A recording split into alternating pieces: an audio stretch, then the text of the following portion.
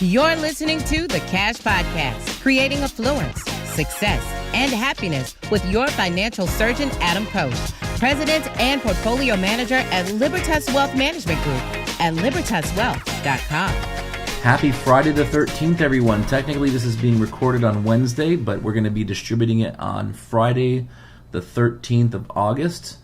This week, we're having a quick podcast about something that is so simple, but it keeps coming up time and time again throughout my career, and I think it gets missed too often in retirement planning.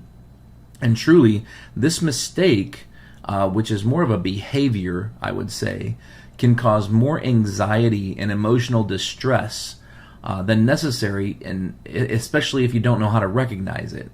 So the topic today, we're going to be talking about how important it is to think of your retirement portfolio's temporary losses and long-term gains in terms of percentages, not dollars and cents.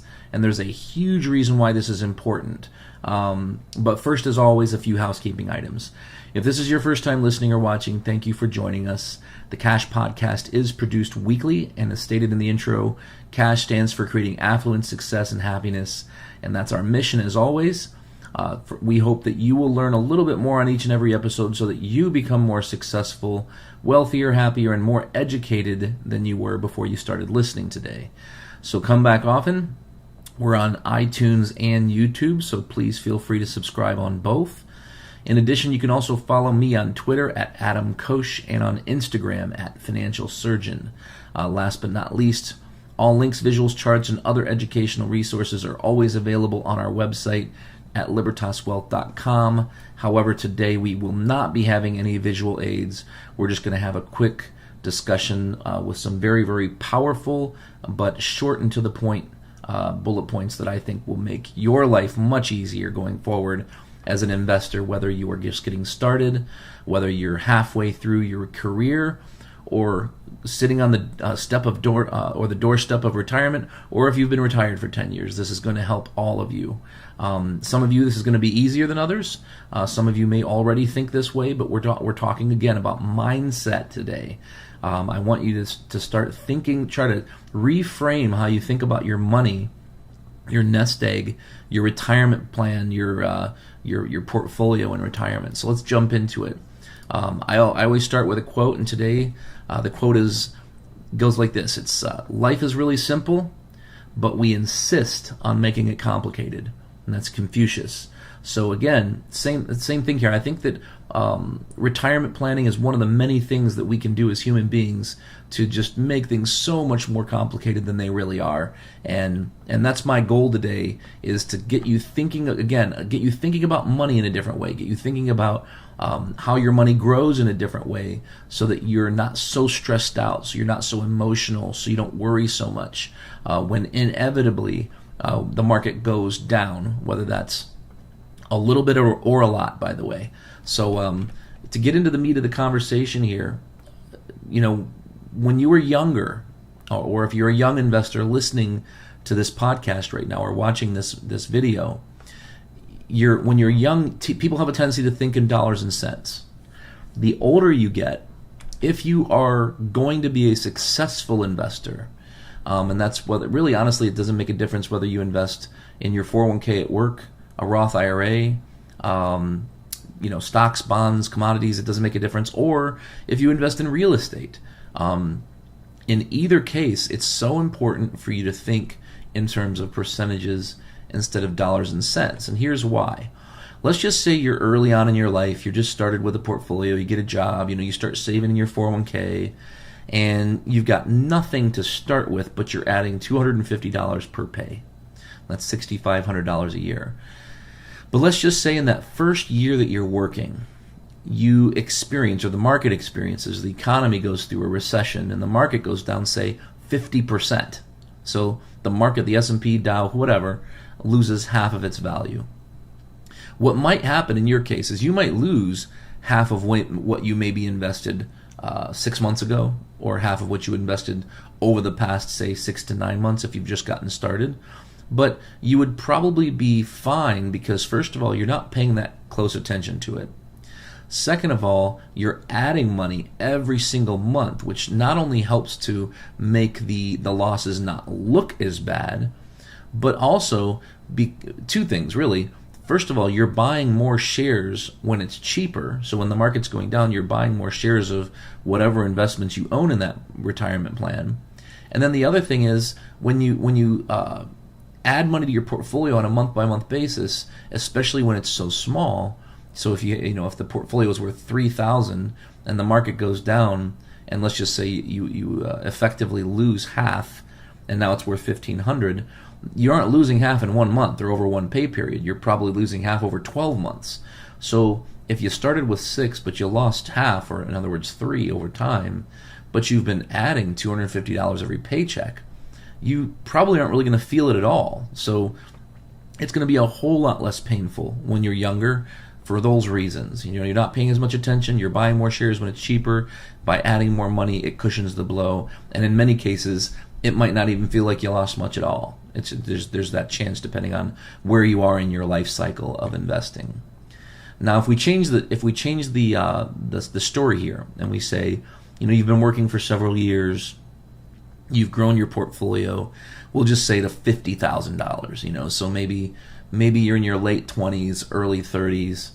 You've got a $50,000 401k at work, and now instead of $250 per pay, including your contribution and match, let's just say you're contributing $400 per pay, which includes your match, your contribution, and that's just over $10,000 a year, $10,400. Now let's just say you experience that same crash, that same 50% loss, 100% invested in stocks, obviously in this example. So your $50,000 would probably drop, if we're just using simple numbers here, from 50 down to somewhere south of $30,000. So you might have, depending on how things work here and how fast the market goes down, you could have $25,000, $26,000, $27,000, $28,000 when 6 months ago you had 50. But again, by adding that $400 per pay, which may or may not include a match, you're cushioning that blow, buying more shares as the market goes down, which means they're going to be worth more when the market comes back up.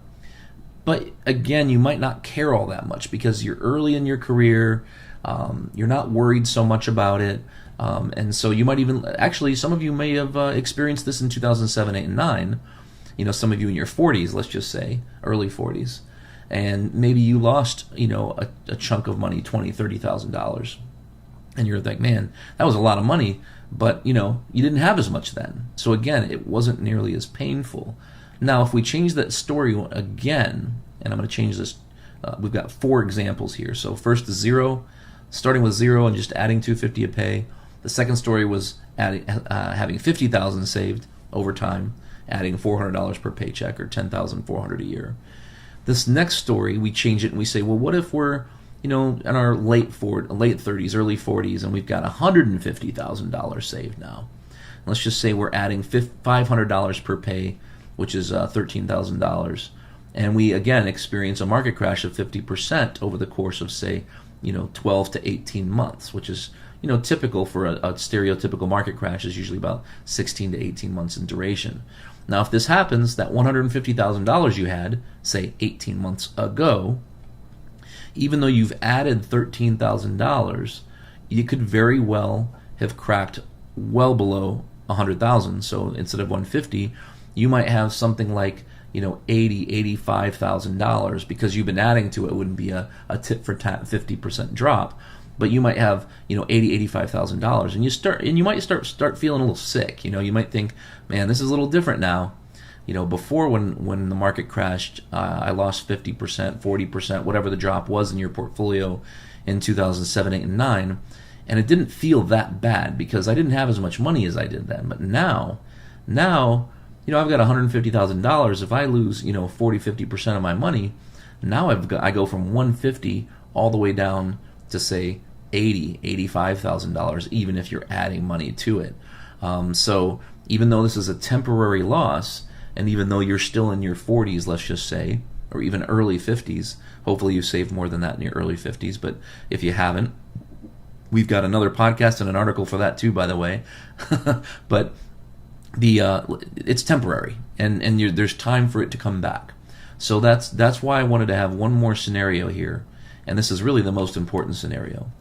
Let's just say you're closing in on retirement, whether you're 50, 55-ish, and you've saved $1 million or over $1 million, but we're just going to use $1 million to make the numbers easy.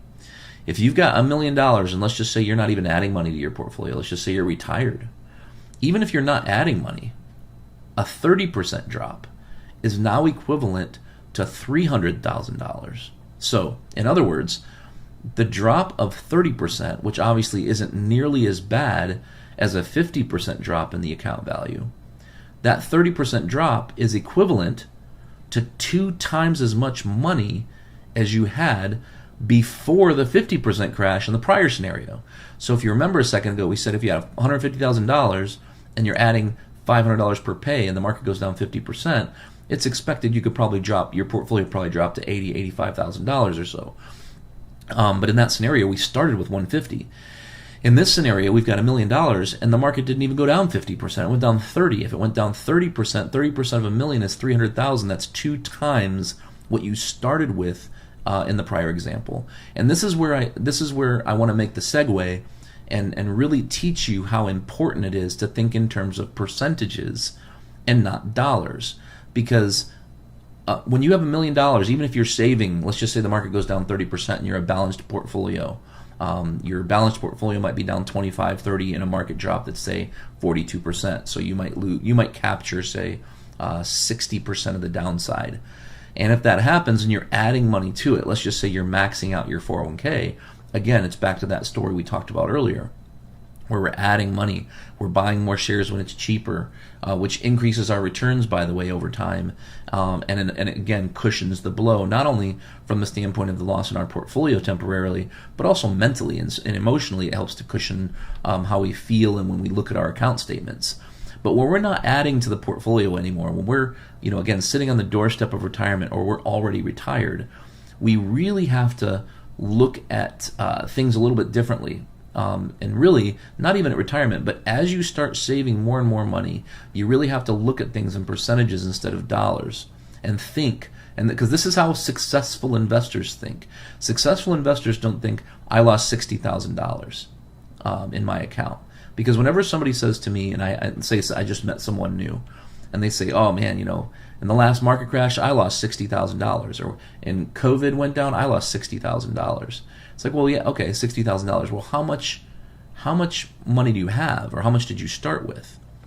Because if you're down $60,000 on $120,000, that means you lost 50% of your money. But if you lost $60,000 on $1 million, that means you're only down 6%, which no big deal. That's not something I would really worry too much about. But when we frame that in dollars and cents instead of percentages, it makes it feel so much worse, which means it's harder to deal with emotionally and mentally, which makes it harder to be a good investor. So the more money you save, the larger your nest egg becomes, the more important it is to think in percentages instead of dollars and cents.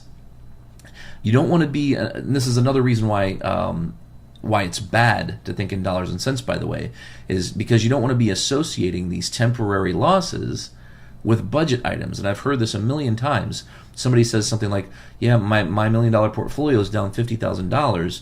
That's more than I paid for my last car. My $1 million portfolio is down $50,000. I could have gone on vacation 10 times for that much, and those would have been nice vacations. Now what am I going to do? Remember, it's a temporary loss. It's going to come back.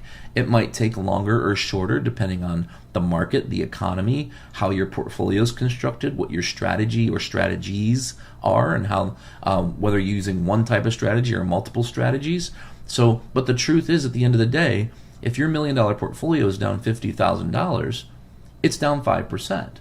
And if the market goes through a huge crash, even a life-changing crash potentially for some people, if you've got $1 million, then your portfolio is down 30% if it's down $300,000. It's not down $300,000.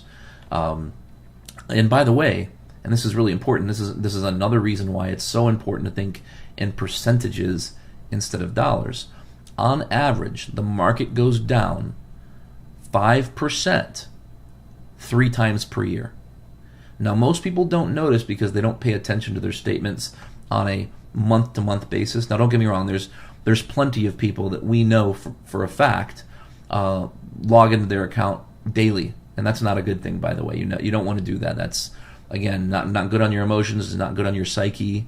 But there are several people out there that log into their account a lot. But I'd say the majority of people, when I say majority, maybe 60 to 70% of people don't look at their account more than once every month to every 3 months at most.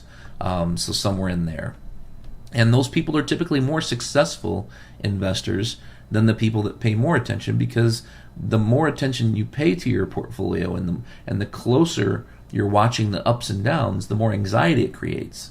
And the more anxiety you feel, the better the chance you're going to want to make an unnecessary change that is just that, unnecessary. So again, the market goes down 5% on average 3 times a year. So when we talk about $1 million portfolio that's down $50,000 and we're freaking out about it, understand that on average that happens 3 times a year and it comes back. So if we take that one step further, because I know some of you might be thinking, well, 5% it's no big deal, 50,000 that's no big deal. I don't care if I lose $50,000 on my $1 million portfolio. What I don't want to do is I don't want to lose that 30% we were talking about. Fair enough. Totally get that. So let's talk about the fact that on average, the market goes down more than 10% every year. So on average, the market goes through a decline of between 10 and 15% on average once per year.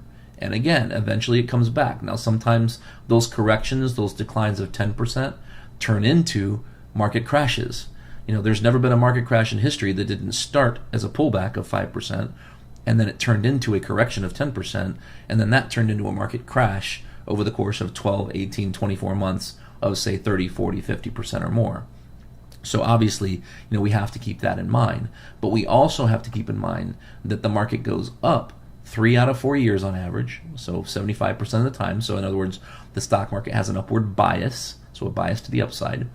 And if you're worried about that 25% of the time that it goes down, that it crashes, that's a good thing. You should be worried about it to a certain extent.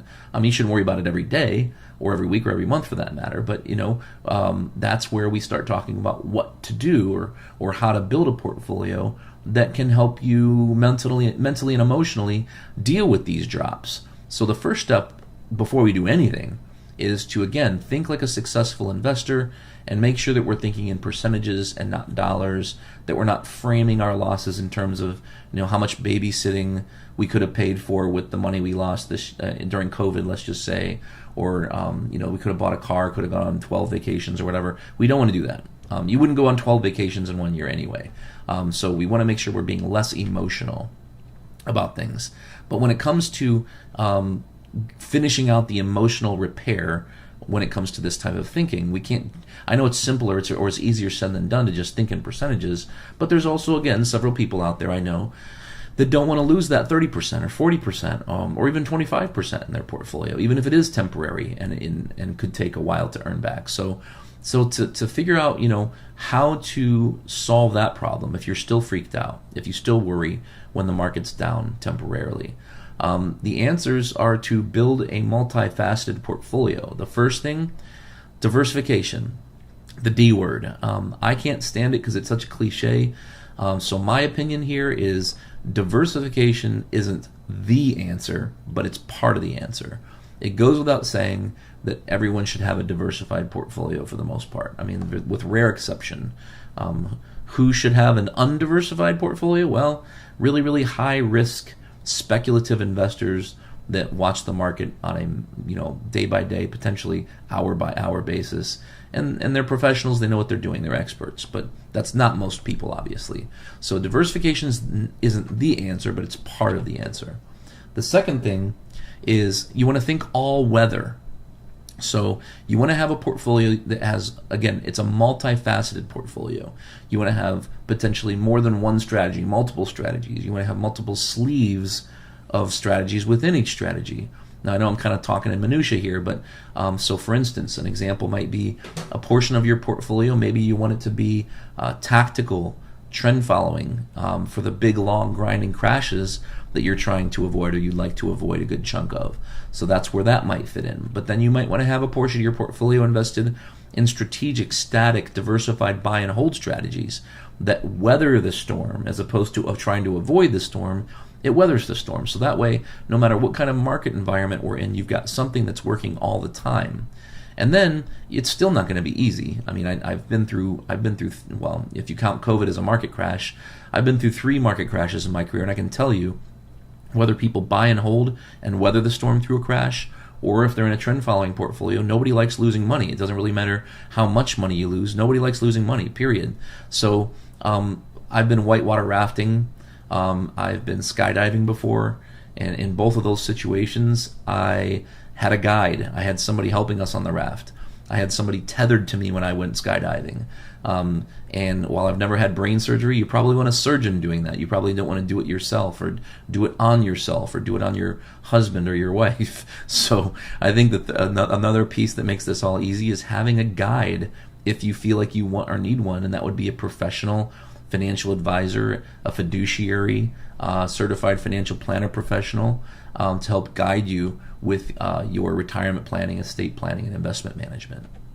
And then, as always, and this is a cliche, but I'm not embarrassed to say it over and over again because it's so important and so simple, but always think long term. The number one reason, and this is important, the number one reason investors' retirement plans fail is because they don't follow the plan. They abandon the plan. You might ask, well, why did they abandon the plan? Why would someone abandon their retirement plan? And the number one reason that they abandon their retirement plan is short-term volatility, frustration with the market, frustration with their portfolio, frustration with market losses over the course of 6 months, 1 year, 2 years, 3 years.